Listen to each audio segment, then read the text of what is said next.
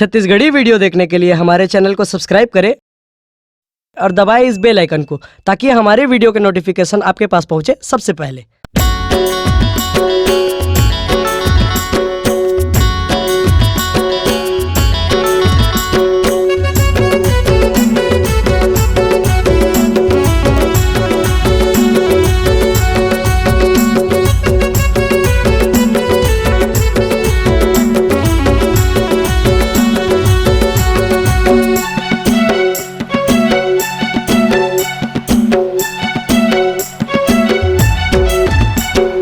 फागुन के आगे महीना रे संगी मोर झूम के खेलबो होली।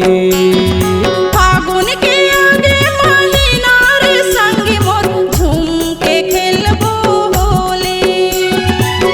जाति धर्म ला मन भूला के,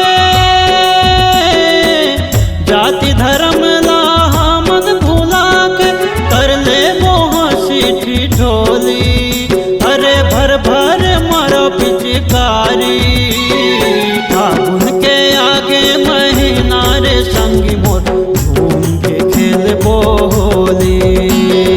फागुन के आगे महीना रे संगी मोर झूम के खेलबो होली।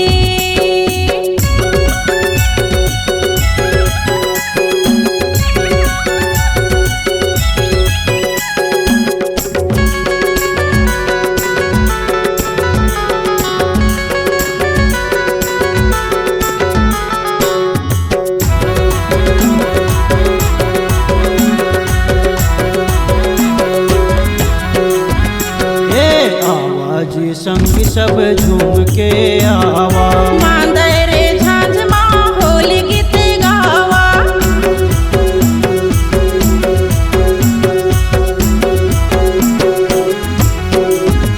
हाँ रंग देवो सबला रंगे गुलाल माँ। चिन्हारा है सबके सो के साल माँ।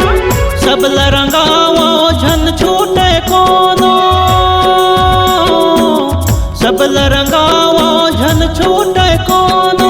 भीग जाए चाहे चोली, अरे भर भर मारो पिचकारी। फागुन के आगे महीना रे संगी मोर झूम के खेलबो होली। फागुन के आगे महीना रे संगी मोर झूम के खेलबो होली।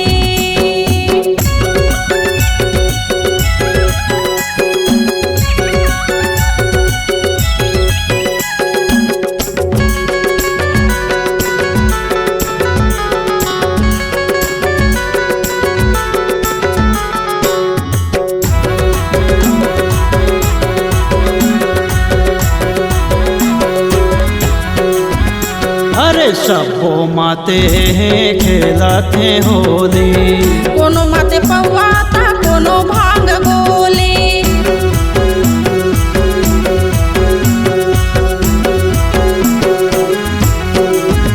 अरे टूरा मन तो मोला टूर जैसे लगे थे।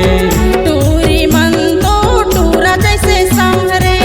कोयली कुहू के मोरे आना डार माँ, परसा फूले सुघर सबो खार खार माँ। सब घर चूरे ठेठी खुरमी बरा रोटी, सब घर चूरे ठेठी खुरमी बरा रोटी। फागुन के आगे महीना रे संगी मोर झूम के खेलबो होली। फागुन के आगे महीना रे संगी मोर झूम के खेलबो होली। फागुन के आगे महीना रे संगी मोर झूम के खेलबो होली। फागुन के आगे महीना रे संगी मोर झूम के खेलबो होली। जाति धर्म ला मन भूला के, जाति धर्म ला मन भूला के कर ले हंसी ठिठोली। अरे भर भर मारो पिचकारी, फागुन के आगे महीना रे संगी मोर झूम के खेलबो होली। फागुन के आगे महीना